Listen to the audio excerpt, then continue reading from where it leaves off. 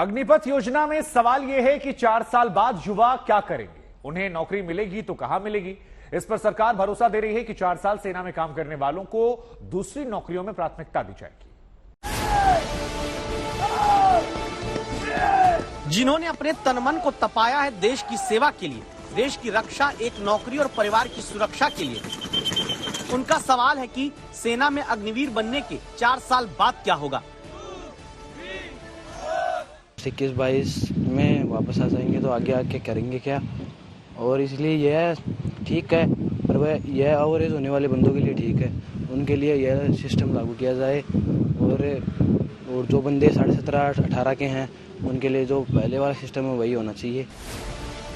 सरकार कहती है 4 साल के दौरान अग्निवीरों के अंशदान में सरकार ही पैसा जोड़ कर देगी, जिससे 4 साल बाद उन्हें एक मुश्त सेवा निधि पैकेज के तौर पर 11,71,000 रुपए मिलेंगे। इसके अलावा अग्निवीरों को केंद्र और दूसरे सरकारी विभागों में सेवा के लिए आगे प्राथमिकता दी जाएगी। अग्निवीर से जो एग्जिट लेंगे 4 साल के बाद, तो इन राज्यों में अथवा मंत्रालयों में, जो चाहे पब्लिक सेक्टर अंडरटेकिंग्स होंगी, इंडस्ट्रीज होंगी, बहुत सारे ऐसे कारपोरेशन होंगे, तो जॉब अपॉर्चुनिटीज जो हैं उनमें इनको प्रायोरिटी देंगे।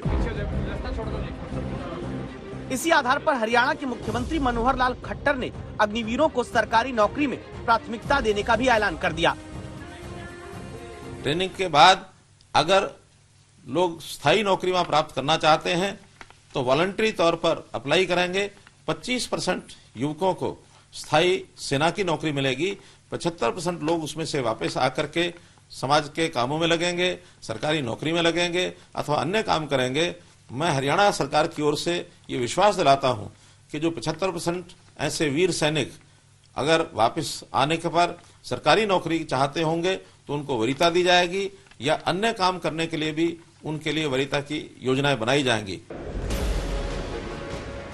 एक भरोसे पर आशंका तो दूसरा भरोसा, लेकिन सरकारी भरोसों पर भरोसा युवा करें कैसे। ये हरियाणा के ही तो नौजवान हैं जो सरकारी नौकरी के लिए दर दर भटकते हैं।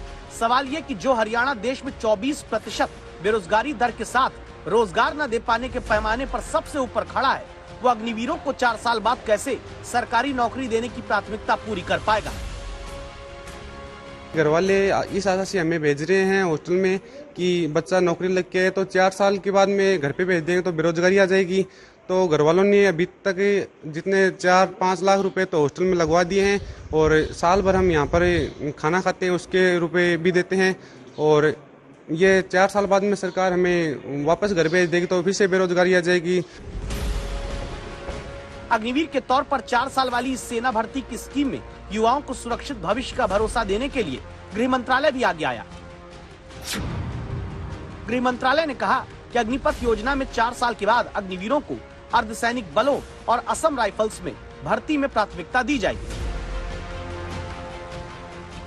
लेकिन ऐसे भरोसों के बावजूद युवाओं के मन में आशंकाओं के बादल कैसे कम होंगे, वजह बताने वाली ये रिपोर्ट आपको फिर से याद करना जरूरी है। ये हमने मंगलवार को आपको दस्तक शो में ही दिखाई। बताया था कैसे देश की रक्षा वाली वर्दी या अपने लिए अर्थी की मांग करना इन युवाओं के लिए मजबूरी बना। वजह यह है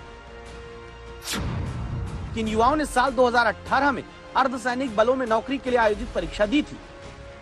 जनवरी 2021 में नतीजे भी घोषित हुए, लेकिन इन्हें नियुक्ति नहीं मिली। दावा है मेरिट के आधार पर तब 55,000 पद भरे गए, लेकिन 5,000 पद खाली छोड़ दिए गए। उन्हीं खाली छोड़े गए 5,000 पदों के लिए नौजवान 1000 किलोमीटर का पैदल मार्च कर रहे हैं। 21 मई को केंद्रीय गृह राज्य मंत्री नित्यानंद राय ने संसद में बताया था कि अर्धसैनिक बलों में 1,11,093 पद खाली हैं। इनमें बीएसएफ में 28,296, सीआरपीएफ में 26,506, सीआईएसएफ में 23,906, एसएसबी में 18,643, आईटीबीपी में 5,784 और जिस असम राइफल्स में अग्निवीरों को 4 साल बाद नौकरी देने में प्राथमिकता की बात कही जा रही, उसमें भी 7,328 पद खाली पड़े हुए हैं।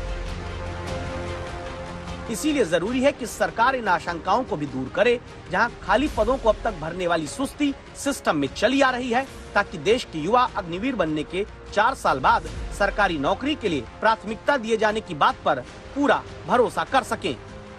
आज तक ब्यूरो।